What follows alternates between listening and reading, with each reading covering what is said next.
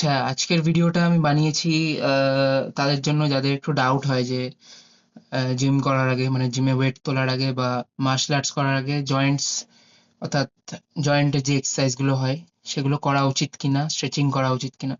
তা আমি দেখতে পাচ্ছ, এটা আমি দৌড়ানোর আগে আমি স্ট্রেচ করছি। ঠিক আছে, stretching is very very important.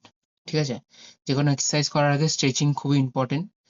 কারণ সকাল সকাল যখন তুমি ওঠো তখন বডি একটু রেস্টে থাকে, বডিটাকে জাস্ট একটু শক দেওয়ার জন্য স্ট্রেচিং করা হয় মূলত।